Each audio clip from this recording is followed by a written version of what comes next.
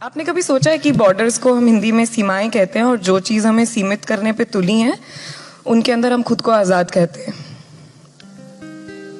है ना? मगर मैं कोई पॉलिटिकल मसला खड़े करने नहीं आई हूं। मेरा सवाल बस इतना सा कि जो ये बॉर्डर्स हैं, जो ये लकीरें हैं, ये किसकी हैं? ये लकीरें जो घर को कमरों में बांटती हैं, शहर को घरों में, जिले को शहरों में, देश को जिलों में, संसार को देशों में, ये लकीरें किसकी हैं? तुम्हारी या इन लकीरों के उस पार रहने वालों की? ये लकीरें जो मंदिर को मस्जिद से, गुरुद्वारे को गिरजा घर से, हिंदू को मुस्लिम से, सिख को ईसाई से अलग करती हैं, ये लकीरें किसकी हैं? हरी चूड़ी पहनाने वाले की या हरी चादर उड़ाने वाले की? इन लकीरों पर जमी धूल, उसमें लिपटे कुछ कंकड़, उन कंकड़ों में लिपटी कुछ खून की बूंदें और उसी खून की नरमी से उगती घास और उसके ऊपर का थोड़ा सा आसमान किस मुल्क का है?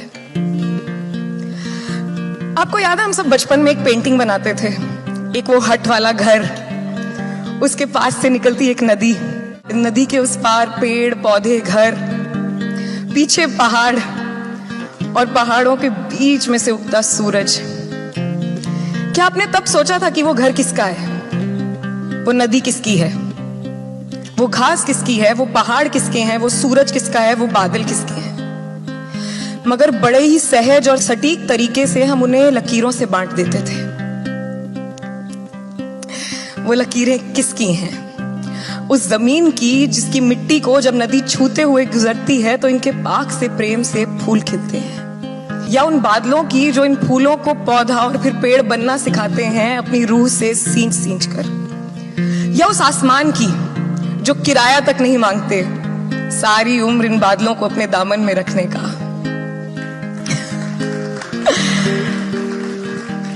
सोचो सोचो, किसी ने कन कन जोड़कर ये लकीरें बनाई, लकीरें जोड़कर टुकड़े और फिर टुकड़े जोड़कर ये दुनिया, तो फिर इस दुनिया को लकीरों के सहारे टुकड़े करने का हक तुम्हें किसने दिया?